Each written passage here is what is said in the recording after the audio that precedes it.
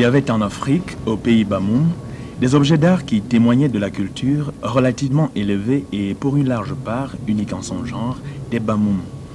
Et ici des sculptures sur bois et de la céramique, mais également des choses que l'on n'avait jamais pensé trouver dans une telle région, comme de précieux articles en laiton.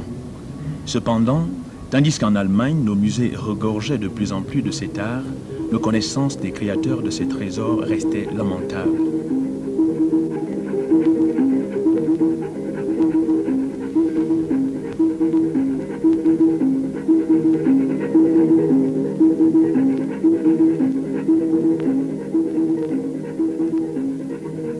Le trône noir de l'empereur.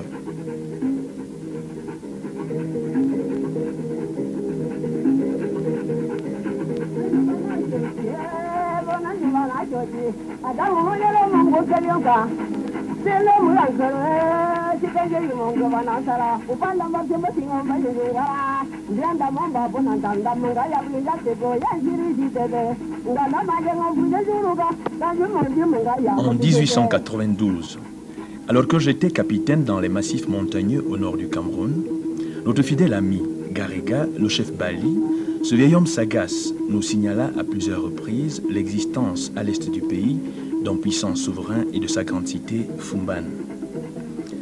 Cette ville serait entourée de murs et de fossés et son étendue serait telle qu'un combat pourrait éclater d'un côté de la ville sans que les gens de l'autre bout le sachent et arrêtent de vaquer à leurs occupations quotidiennes. L'éloignement à partir de mon poste de contrôle équivaudrait au temps de voyage de la demi-lune à la pleine lune.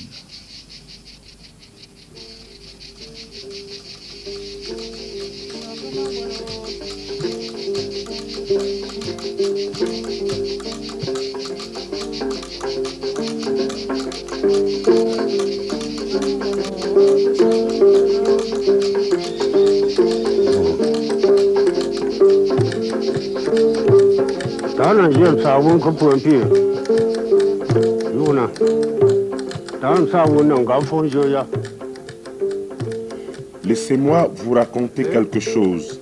Écoutez-moi donc. Je voudrais vous raconter l'histoire du roi Njoya. Njoya est le 17e roi de Rifum. Il est le 17e roi dans ce palais. Tout enfant, il est devenu roi.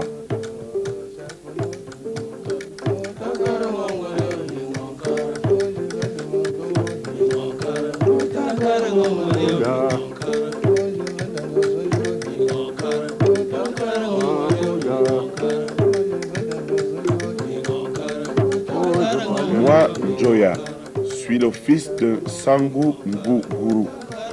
Nguguru était la fille du roi Bombo. Moi, Njoya, suis le prince et la royauté m'appartient. À moi, Njoya. Moi, Njoya, lorsque je devins roi, ai renoncé à la coutume d'exécuter beaucoup de gens. Je porte les fautes que mes pères ont commises contre les êtres humains. Je les supporte, tel l'homme qui porte en même temps un éléphant sur sa tête, un hippopotame sur son dos, un buffle sur son bras gauche, une gazelle sur son bras droit et un serpent autour des reins. Je veux les porter, même si l'on en rajoute, car je ne veux pas renier la race de mes ancêtres, pas non plus celle de mes successeurs.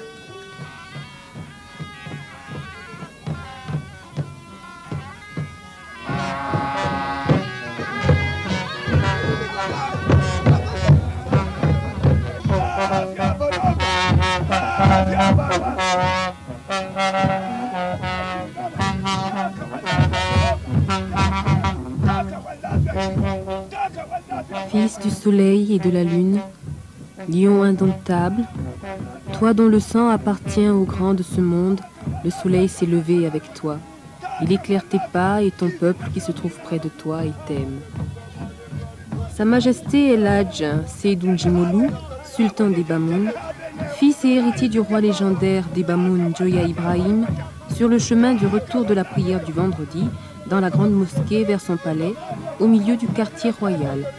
Tout n'est que fête, on se croirait sur une gigantesque scène. Fumban.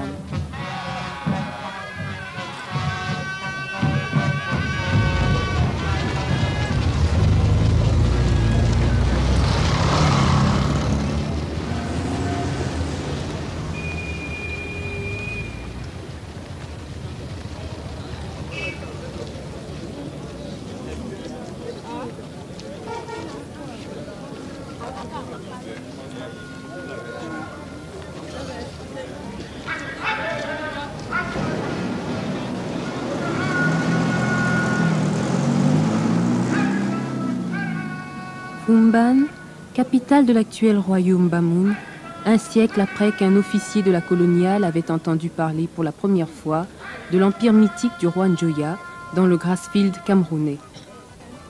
Fumban, 1001 nuits et gare de taxi. L'artisanat de la fonte du bronze et de la sculpture du bois était à son apogée au cours de l'ère du roi Njoya au début du siècle. Aujourd'hui, les acheteurs en sont les successeurs des anciens colonisateurs allemands et français.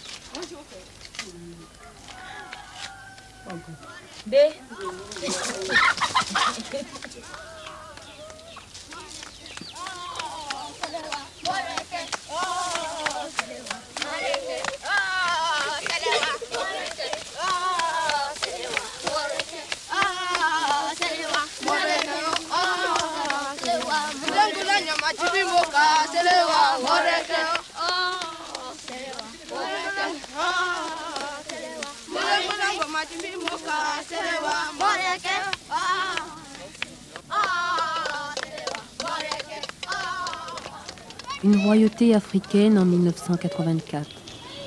Dans la cour du palais, les petits princes jouent tous les jours au football.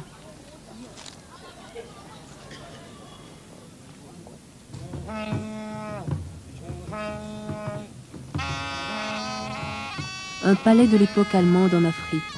L'histoire vit.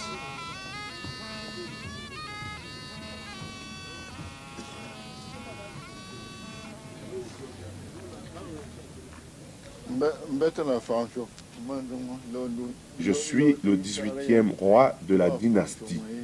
Depuis Nchare Yen, c'est moi le 18e. Je suis aujourd'hui un conseiller du gouvernement. Je suis sultan et maire de notre ville. J'étais aussi député au Parlement camerounais.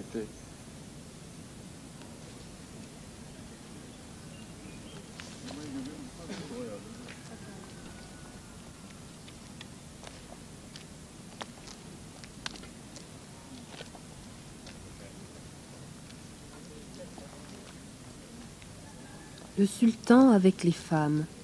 Le roi est là pour procréer. Le roi Njoya, son père, avait 1200 femmes à sa charge.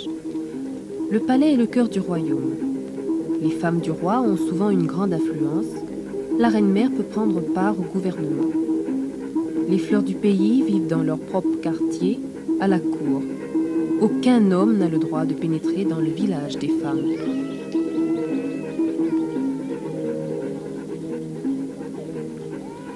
Lorsqu'un homme meurt au ciel, sur terre, une femme reçoit un enfant. Et lorsqu'un homme meurt sur terre, aux enfers, une femme reçoit un enfant.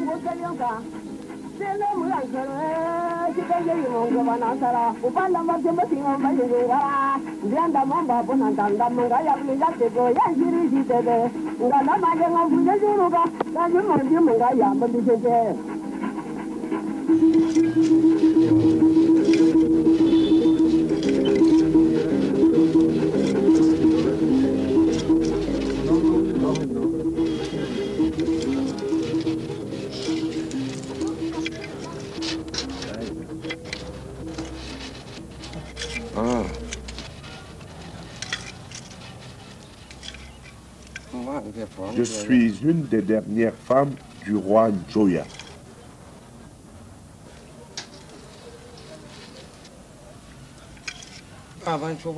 Les femmes du roi vivaient avec leurs filles, les princesses. Lorsque celles-ci étaient adultes, elles se mariaient et quittaient la cour. Les petites y restaient encore. Nous, les femmes, nous vivions tout au village des femmes et rendions visite au roi, là-bas au palais. Il bavardait avec nous, mais nous devions aussi travailler, comme ça, comme je tisse en ce moment. Et le roi nous regardait faire.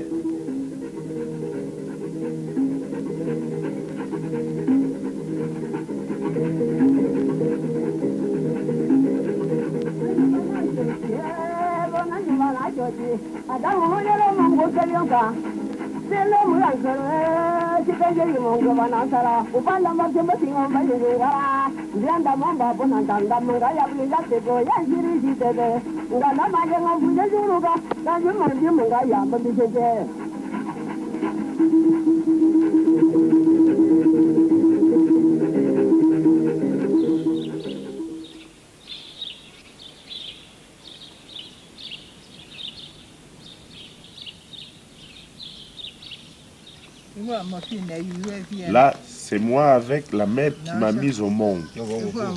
Et ici, je suis avec mon père, le sultan Joya. C'était peu de temps avant mon mariage. Je suis Djimongu Pasma, la première née du roi. Celle-ci est toujours nommée Djimongu, la fille du pays. Elle est honorée par tous les Bamoum. Mon père m'aimait passionnément et me faisait beaucoup de cadeaux.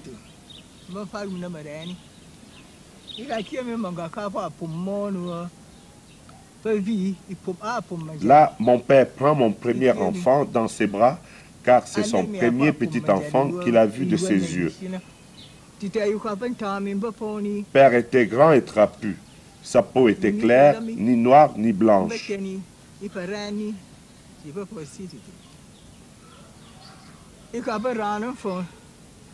C'était un roi intelligent. Il respectait son peuple. Il avait changé beaucoup de choses et en avait introduit de nouvelles qui n'avaient jamais existé au pays Bamoum auparavant. Moi, Njoya, ferai un livre qui parle sans qu'on l'entende. Jadis, les Bamoum ne savaient ni lire ni écrire, mais Njoya inventa l'écriture. Il aida les Bamoum qui devinrent des gens qui savaient écrire.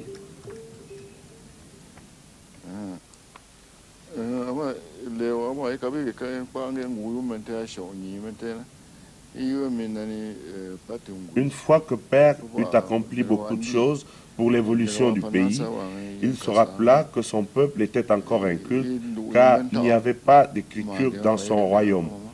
Il avait constaté que les Arabes avaient une écriture.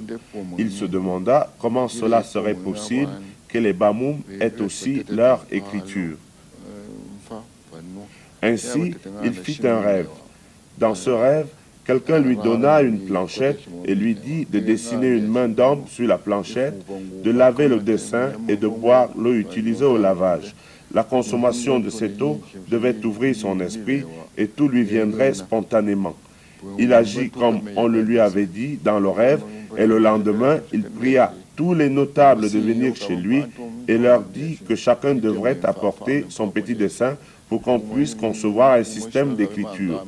Les gens partirent et revinrent. Chacun s'était donné un peu de mal pour faire un petit dessin qu'il apporta au roi. De tous ces dessins, il en élimina quelques-uns et en garda d'autres. C'est avec les 28 dessins restants que nous travaillons encore aujourd'hui.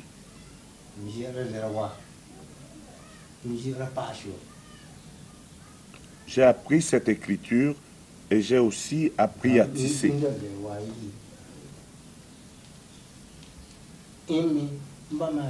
J'ai enseigné cette écriture que vous voyez ici.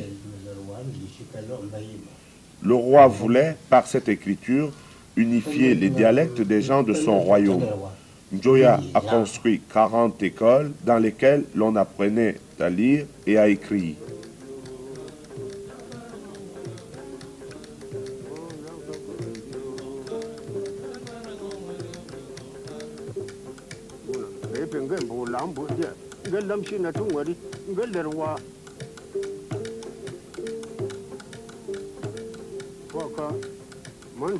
Le roi Njoya introduisit la fonte du métal. Il nous apprit à utiliser le fer noir. Il inventa aussi notre écriture. C'est ainsi que je vous le raconte, mes enfants, pour que vous m'écoutiez.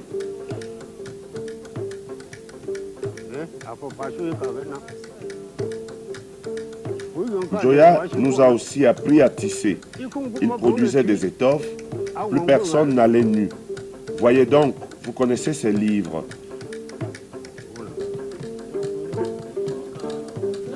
Pour son écriture, par exemple, il ne fit que réfléchir. il l'a complètement inventé.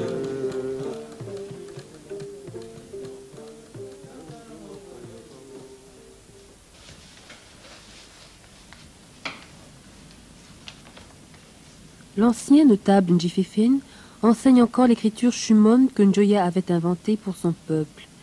Au palais, au village du roi, le souverain gouvernait entouré de fonctionnaires ennoblis. 2 tiers de la population étaient des serfs et des esclaves.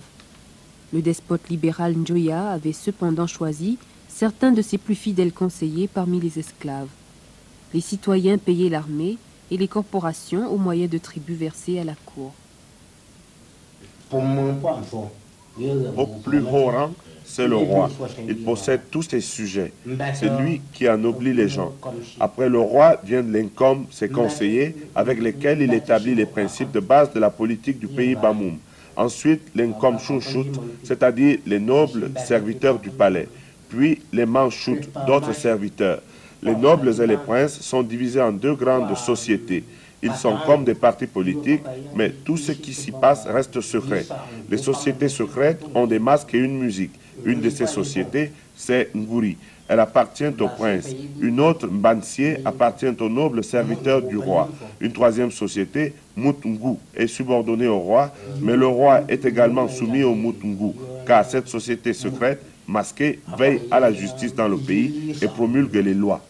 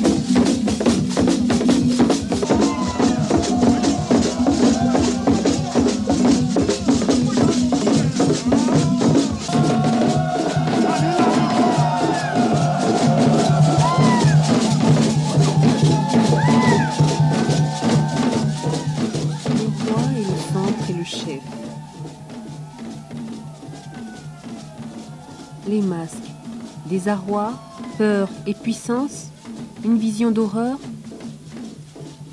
La danse des masques est comme une langue codée des sociétés secrètes du village du roi. La société Mutungu a la fonction de police et passe pour le mari du pays. Même le roi doit justifier sa politique auprès de Mutungu. 2 autres sociétés séparent les princes et les serviteurs en 2 groupes qui recherchent la faveur du roi. Les masques, mystère du pouvoir.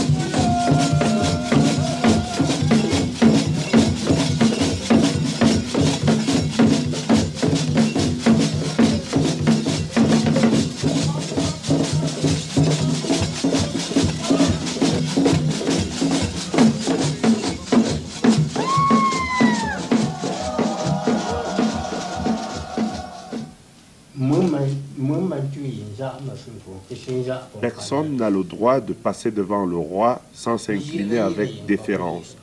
On a appris à faire ce mouvement. Lorsqu'il est au palais, personne n'a le droit de le voir en train de manger ou de boire, si ce n'est certains jeunes et adultes qu'il a sélectionnés et que l'on nomme Hoshira ou petite souris. Jadis, personne ne pouvait serrer la main du roi. Jamais.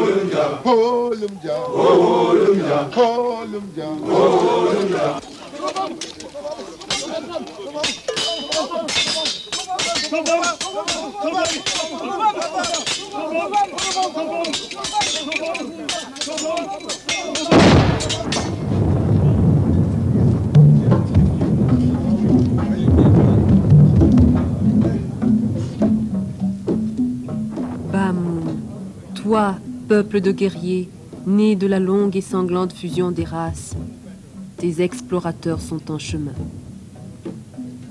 Il y a 17 ans déjà que les puissances blanches dans ce lointain Berlin ont divisé l'Afrique. Voilà 17 ans que les pays voisins des Bamoum sont occupés par les Allemands. Une tache blanche, le royaume de Njoya, doit désormais être le Cameroun allemand. L'orage berlinois s'annonce. C'est un lieutenant allemand, poussé par un ardent désir qui la porte. Le chef des Bamoum posséderait à lui seul 2 maisons pleines d'ivoire.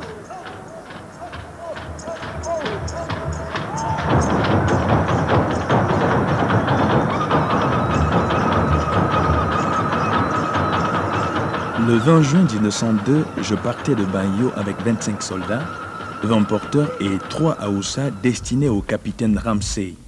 En chemin, un Aoussa et un de ses mafis vinrent à ma rencontre, tous deux envoyés par Njoya. Ils avaient avec eux 2 grandes défenses d'éléphants, un veau et une centaine d'œufs.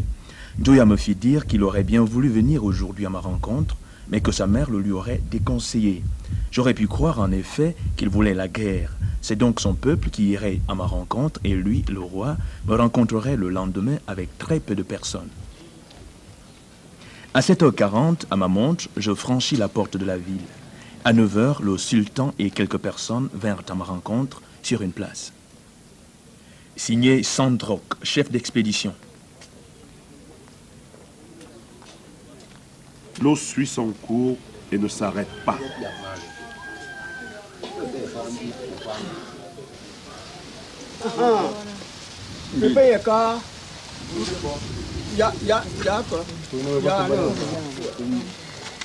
Venez donc ici.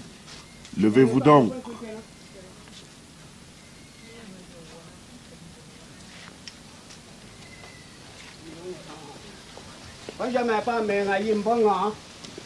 Lorsque les Allemands arrivèrent ici, j'étais enfant, comme ça. Ils passèrent la nuit dans notre village et tuèrent 2 chèvres qui appartenaient à nos familles. Il y avait juste un blanc et plusieurs soldats. Ces noirs étrangers portaient beaucoup de choses derrière eux et avant de disparaître, ils nous lancèrent beaucoup de choses. C'était ainsi que j'ai goûté de la bière pour la première fois. Nous avions très peur d'eux qui avaient déjà vu un homme blanc.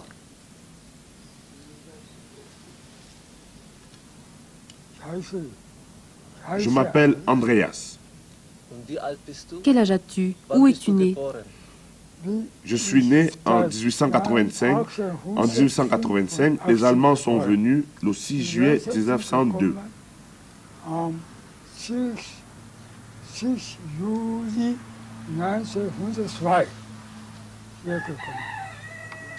As-tu vu les Allemands?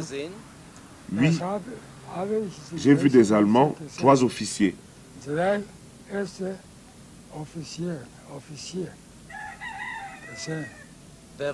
Qui était-ce? Connais-tu encore des noms? Oui, je me rappelle leurs noms. Le premier, c'était Sandrock, Ramsey et Monsieur Habish. Quand les Allemands sont venus, le chef a appelé son peuple. Ses amis sont venus. Venez tous ici, tous les gens, pour saluer mes amis, les nouveaux amis.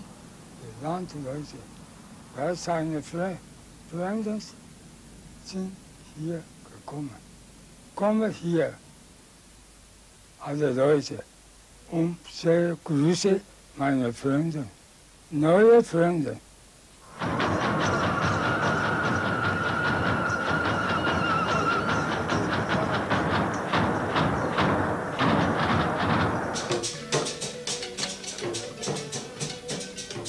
Le chef surnommé a réservé à mon expédition, comme à celle du capitaine Ramsey, un accueil somptueux qui répondait aux normes africaines.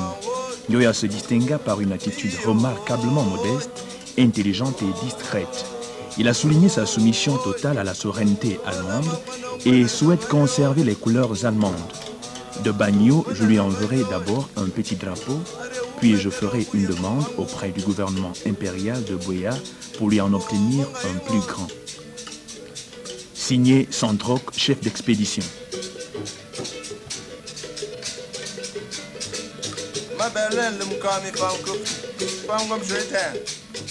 À Berlin, en 1885, ils ont divisé notre terre.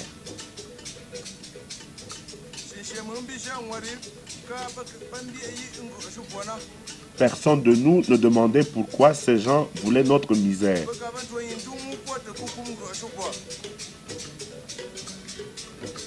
Ils disaient qu'ils venaient pour mettre fin à nos longues souffrances. Ils nous promirent d'apporter l'espoir.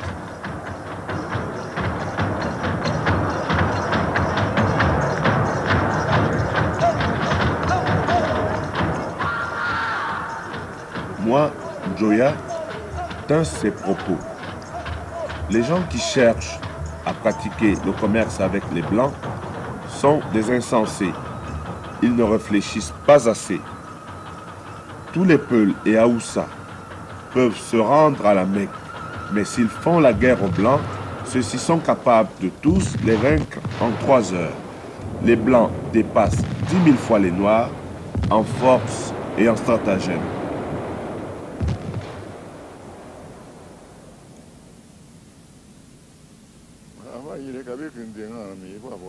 Oui, mon défunt père avait dit qu'il se sentait comme une femme et que les Allemands, eux, étaient des hommes. Ils ne pouvaient que leur obéir afin que l'empire Bamoum reste en paix. Le roi Njoya a appelé tous les Bamoum et leur a dit que les Allemands sont ses amis. Les Bamoum avaient écouté les recommandations du roi, mais ils n'avaient pas cru à ses propos. En attendant les Allemands, ils prirent des bambous dont ils retirèrent la sève. Ils cachèrent des lances dans ces parties creuses et attendirent les Allemands. Comme ça, si les étrangers étaient venus pour faire la guerre, nos guerriers auraient pu aussi attaquer. Mon père a réussi à faire ce qu'aucun autre roi n'avait tenté au pays Bamoum. C'était un roi très savant. Lors de l'arrivée des Blancs ici au pays, je n'étais pas encore adulte. Lorsque nous voyions des étrangers, nous les appelions toujours les Blancs. Non, tu les appelais les mères des nourrissons. Parce que leur peau ressemblait à celle des nouveau-nés. Tout le monde avait peur. Avec le fusil, j'ai eu peur, car nous n'avions jamais vu de blanc auparavant.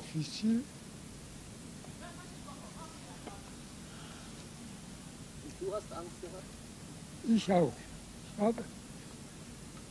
Ich habe Angst gehabt, weil wir haben noch nicht die weißen Deutsche gesehen.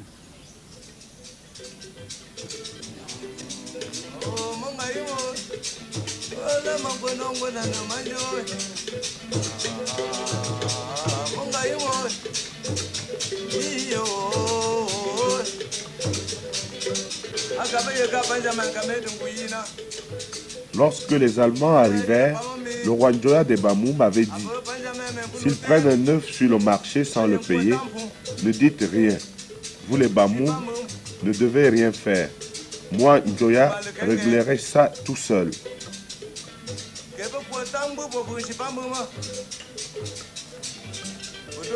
Si le lendemain, les Allemands prennent une carotte sans donner de l'argent, ne dites rien. Moi, Njoya, m'en occuperai. S'ils vous battent, ne vous défendez pas. Le roi s'en chargera. Le roi donna toutes ces choses, il y était forcé. Il devait donner ces choses et les Allemands ne donnaient pas d'argent en échange. C'étaient de mauvaises personnes.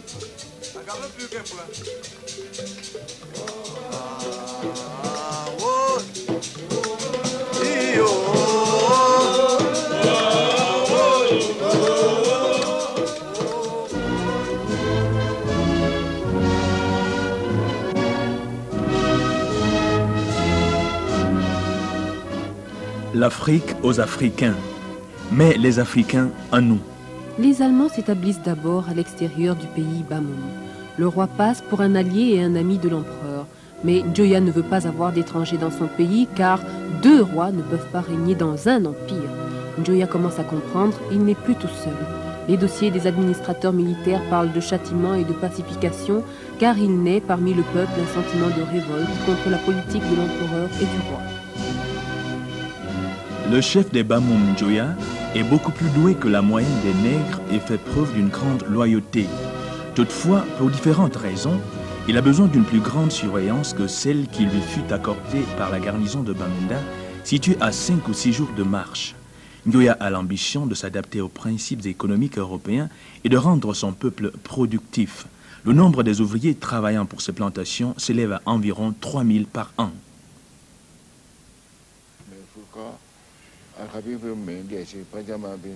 Les Allemands manquaient de matières premières. Nous avons dû, avant tout, créer des plantations de coton. Bientôt, les Bamoum se demandèrent à quoi servait ce travail. Ils se réunirent et dirent « Nous devons faire en sorte que les travaux forcés au champ cessent. » Les chefs d'équipe décidèrent alors que chaque fois qu'un blanc viendra et nous donnera des semences, nous ferons griller ces graines avant de les s'aimer. Si les graines ne germent pas, les Allemands penseront que la terre n'est pas fertile et ils s'en iront. Ainsi fut fait.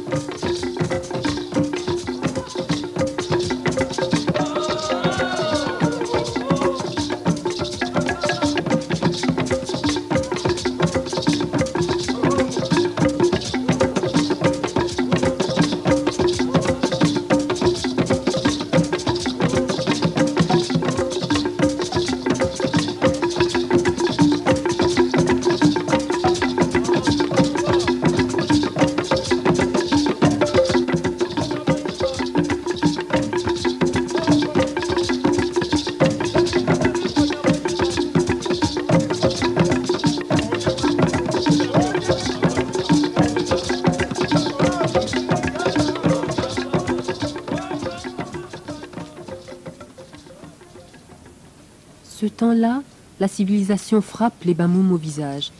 Lentement, le pouvoir du roi se dissout. Pour sauver les apparences, mais aussi pour se décharger, on octroie au souverain, jadis tout-puissant, la juridiction simple. Njoya se tait. Il veut préserver ses traditions de la nouveauté et jouit cependant de la flatterie des Allemands au sujet de l'ancien trône royal. Lorsqu'après avoir parcouru de nombreux couloirs et cours, nous avons atteint l'intérieur du palais. Nous avons vu le roi mettant fin à plusieurs palabres dans la cour de justice.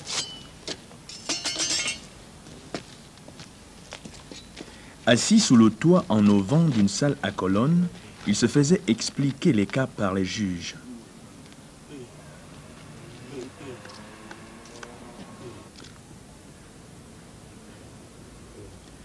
Le dos courbé, la main devant la bouche, afin que leur haleine ne rentre pas en contact avec le roi, ils s'approchèrent et lui murmurèrent l'affaire.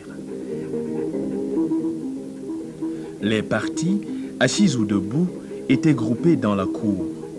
Des serviteurs et des notables se faufilaient à travers la cour, s'inclinant avec déférence devant le roi. Quand ce dernier se racle la gorge ou tous l'assistance frappe des mains. Quand le roi se lève, tout le monde se lève et n'ose se rasseoir que lorsque le roi s'est rassis.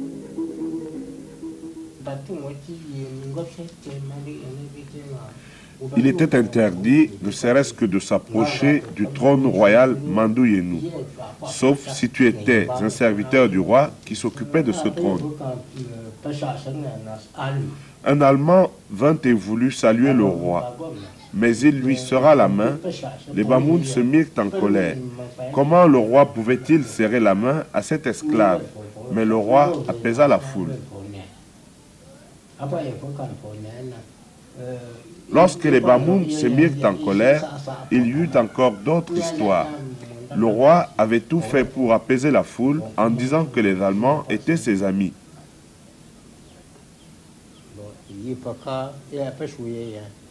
Là, le roi est assis à la cour. Fier, le blanc qui se croyait puissant s'assit à côté et toucha avec son pied le repose-pied du trône royal. Les gens étaient outrés, ils faillirent en faire toute une histoire.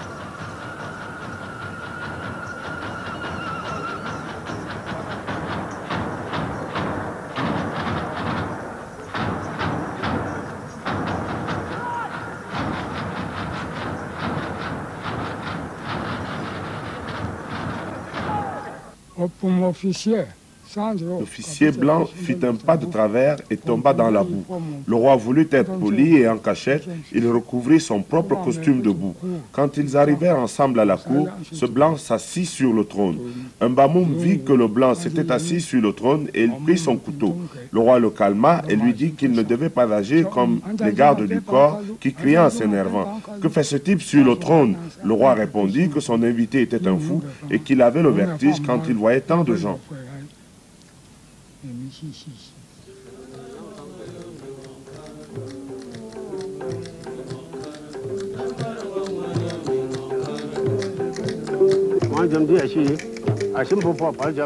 Quelques années plus tard, alors qu'il était avec les Allemands, le roi devint chrétien. L'église évangélique se trouvait là, dans la cour du palais. Nous chantions leurs chansons, les chansons des chrétiens.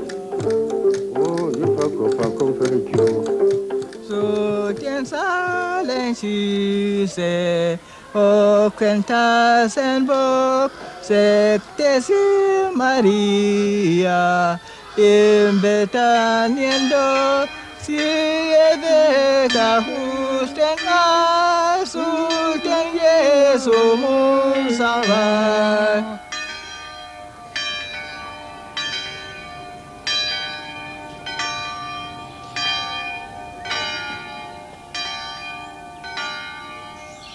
Les missionnaires représentent une force tranquille à la cour. Les recrues de Dieu arrivèrent pacifiques avec leur religion. Toutefois, ils mirent fin à tout ce qui unissait le peuple et la culture de celui-ci tomba en ruine. Le roi Njoya croit avoir reconnu la valeur du christianisme. Sa fille aînée, Njimungu, est baptisée Margaret.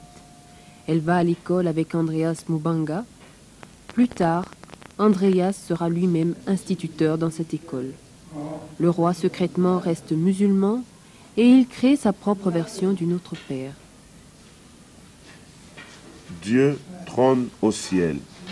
Njoya le vénère, car tous les jours on trouve de l'aide auprès de lui. Jésus le Seigneur est un bon Père. Jésus, Dieu le Père, bénit le monde.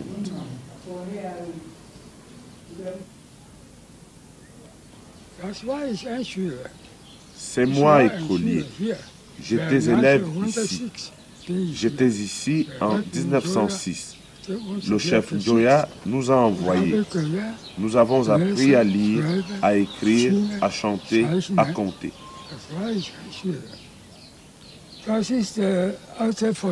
Ce sont de vieilles photos de 1905.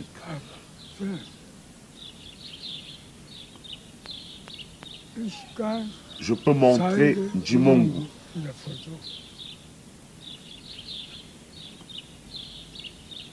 C'est Njimungu.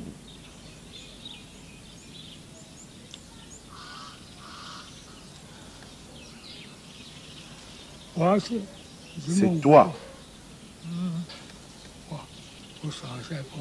Oui. Tu es beaucoup plus grande que tes frères et sœurs. Il peut aller voir. Ce n'est pas une photo du temps de l'école.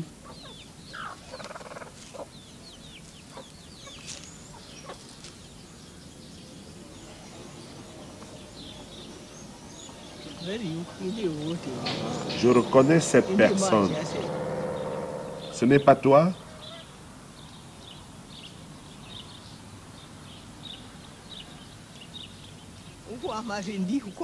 C'est toi, n'est-ce pas? Tes yeux ne voient plus très bien. C'est toi, tu ne vois pas?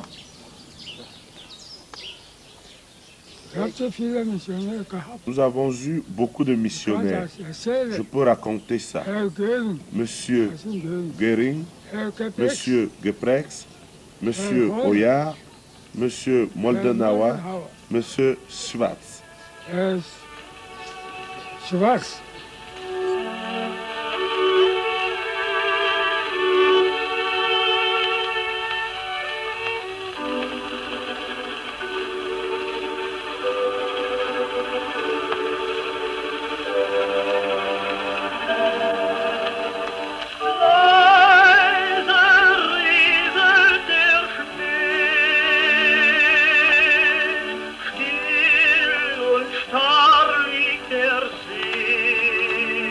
Les Blancs instruiront nos enfants.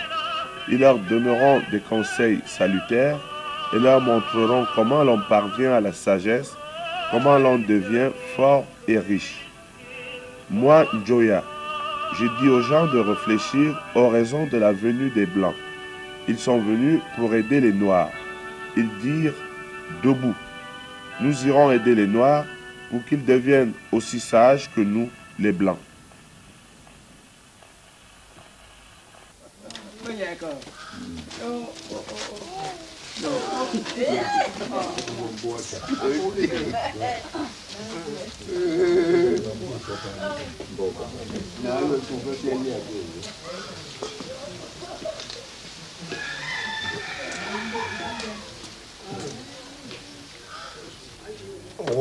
We want to smear up ben meer up ben bed. Suru te klo keloiten vim vam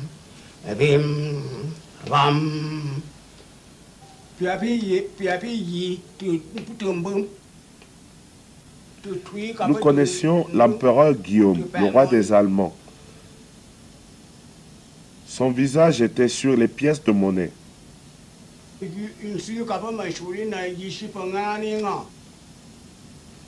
Son visage était sur ses pièces de 2 marques. Il avait une moustache et un nez pointu comme ça. Il portait un grand chapeau royal. Le chapeau était comme du métal. En cours d'histoire, nous avons appris qu'il était un grand chef de guerre.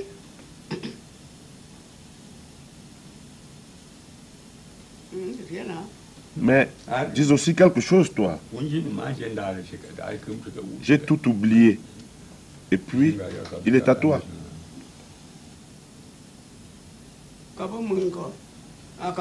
L'empereur, c'était un gars bien. Comme les rois Bamou, nous avions envie d'aller à l'école allemande. Monsieur Andreas Mumbanga nous donnait des cours. Les Blancs aussi, mais le fouet.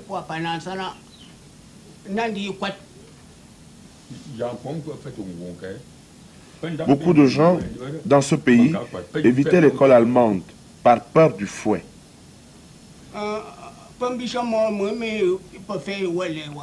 Quand on donnait l'ordre à un enfant d'aller à l'école allemande, le père refusait, s'il était un noble, d'envoyer son enfant à l'école allemande.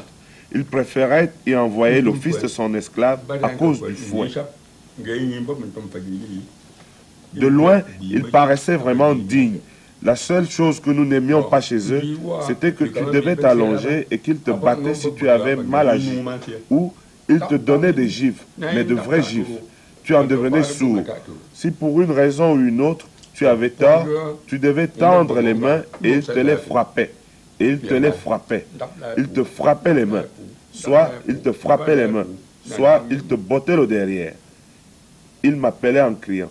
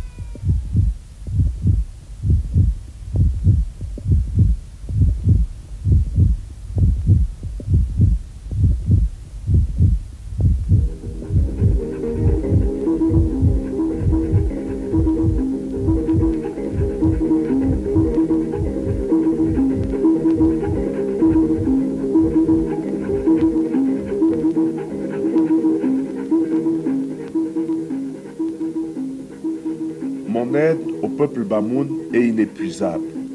Le soutien que j'apporterai à mon peuple ne s'arrêtera qu'avec ma mort. Le roi devient complice. Il devient le pion d'une partie d'échecs dont le déroulement est dans les mains des étrangers. L'un d'eux, officier et hôte de Njoya, le reconnaît. Soyons honnêtes avec nous-mêmes et laissons les mensonges de côté. Nous sommes partis en Afrique pour rendre les nègres heureux. Mission civilisatrice, mission culturelle et autres slogans ne sont rien que des prétextes derrière lesquels se cache une mise en pratique simple et brutale d'une loi de la nature que constitue la loi du plus fort.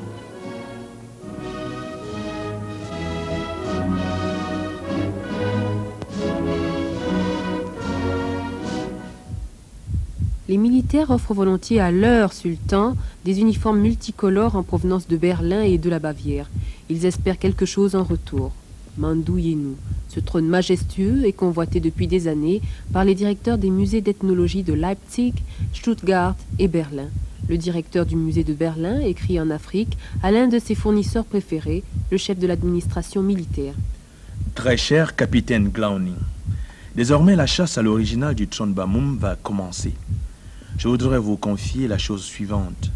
Nous aimerions bien avoir l'objet s'il pouvait être acheminé par des voies légales et pacifiques jusqu'au musée de Berlin. Je suis prêt à faire fabriquer un trône de théâtre d'allure pompeuse et précieuse si en échange nous pouvons obtenir l'original.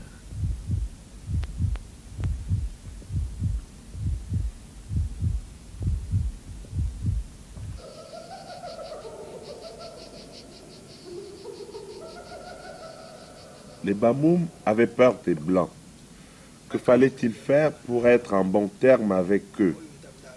Lui, Njoya, dit: nous allons les observer et rendre compte de leur manière de vivre. Il partit vers le littoral, à Buea et à Douala. À son retour, il parlait la langue des Blancs. Il parla au Bamoun de la vie des étrangers.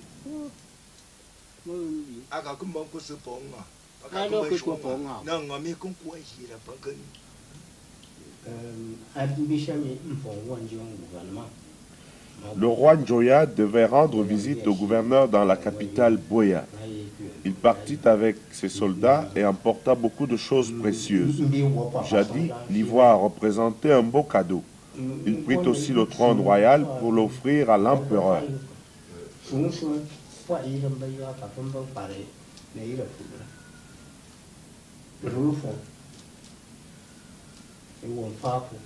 Le roi prit le seul trône qui existait, Mandou Yenou. Il offrit Mandou Yenou aux Allemands. C'était le trône de son père, Sangu. Le roi, lui, ne garda qu'une copie de ce trône.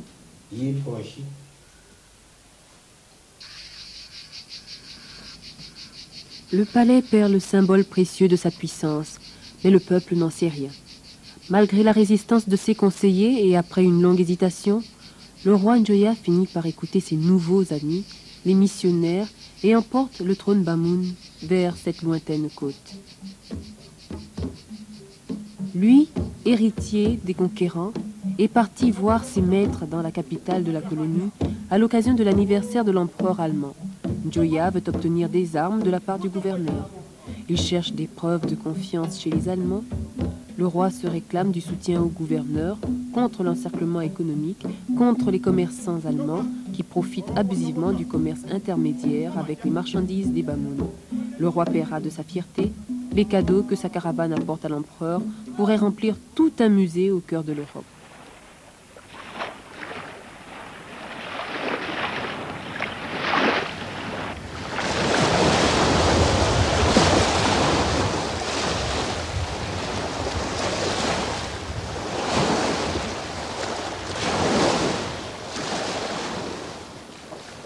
Au terme de son long périple, curieux et surpris, le roi découvre un monde qui lui est nouveau et étranger. Le pays allemand en Afrique. Des maisons en pierre, des steamers et des armes modernes. Njoya est fasciné et abasourdi. Bientôt le roi noir ressentira sa propre impuissance. Njoya demande des armes, on les lui refuse. Les Allemands confisqueront même les armes de l'armée royale. Il présentera ses cadeaux au gouverneur impérial dans le somptueux château de celui-ci et repartira les mains vides et ses espoirs non comblés au pays des Bamoun.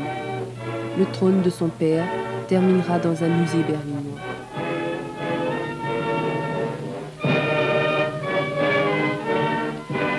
Le 24 janvier, le chef des Bamoun Njoya se rendit ici accompagné du missionnaire Göring afin de prendre part à la cérémonie d'anniversaire de Sa Majesté l'Empereur. Njoya amena avec lui une suite de 20 soldats et environ 200 porteurs, dont 60 étaient nécessaires uniquement au transport du trône du père de Njoya que ce dernier désirait offrir à Sa Majesté l'Empereur. Je crois pouvoir m'exprimer en faveur de l'acquisition de ce trône, car il témoigne d'un savoir-faire certain, quoique primitif, des Bamoun. Par ailleurs, le chef Njoya a toujours fait preuve d'une grande loyauté. L'attitude réservée qu'il adopte à l'égard des Blancs prouve le tact inné de cet ingénu, et c'est plutôt au soi-disant représentant de la civilisation d'avoir honte. Il est également pourvu de perspicacité dans le domaine politique.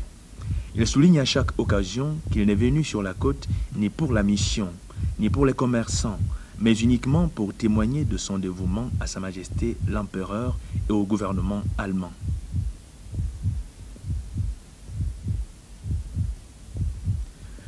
Pour ce qui est d'un cadeau à Njoya, l'on pourrait lui expédier un orchestrion qui joue quelques marches militaires prussiennes. Je crois qu'un orchestrion lui fera très bonne impression. Signé le gouverneur Zeitz.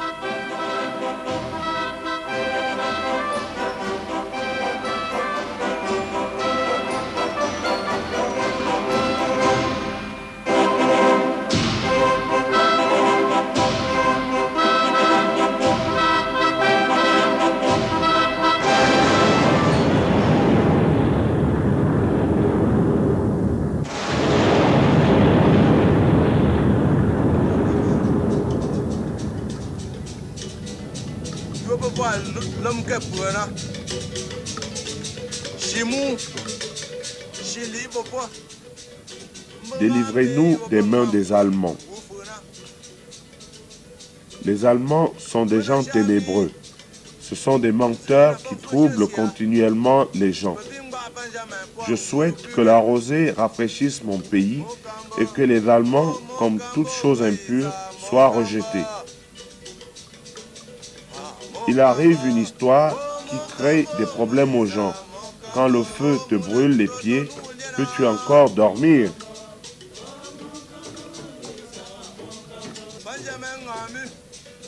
Les Allemands nous ont troublés et ont rendu nos cœurs froids. nos cœurs sont à la fois glacés et brûlants.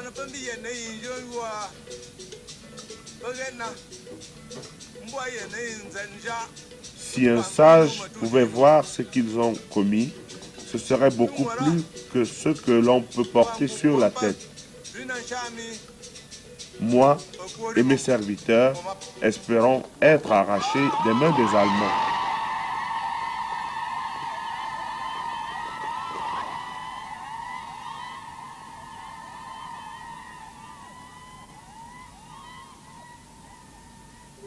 Si tu dis la vérité, tu deviens un étranger dans ton pays.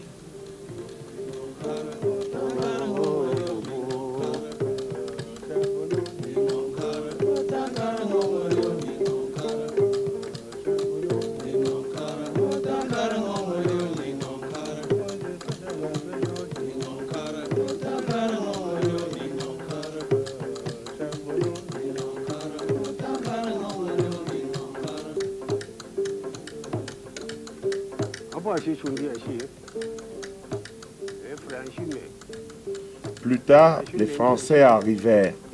Les Français arrivèrent. Les Français vinrent au pays des Bamoum et ne s'entendirent pas avec le roi Njoya. Ils l'envoyèrent en exil sans raison. C'est ainsi, mes enfants.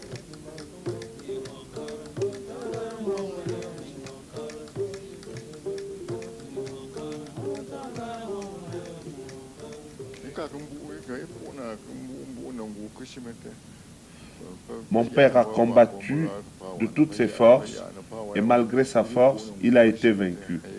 Car les Blancs avaient tout le pouvoir. S'il plaît à Dieu que je pénètre à nouveau dans mon royaume, alors je prendrai d'une part les coutumes des Bamoum et d'autre part la civilisation blanche et unirai les deux afin que survive le pays Bamoum, mon royaume. Mais si je venais à mourir, dit le sultan Njoya, c'est alors mon successeur qui devrait veiller au mariage des deux cultures.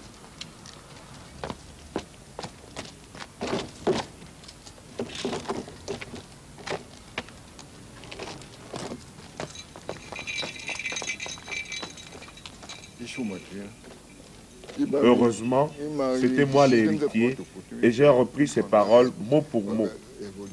Je n'agis qu'en fonction de ses propos.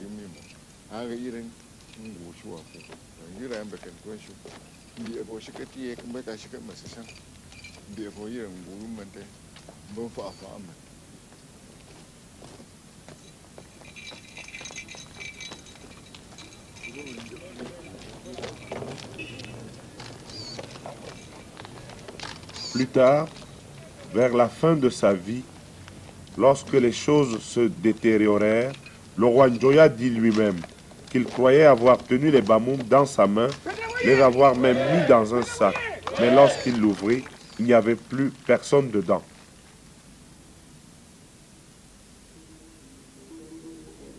Le roi Njoya Ibrahim arriva au pouvoir en 1889 et il gouverna le pays pendant 44 ans. Il essaya d'unir les cultures des Bamoum, des Fulbé et des Européens. Il engendra 152 enfants et disparut en 1933.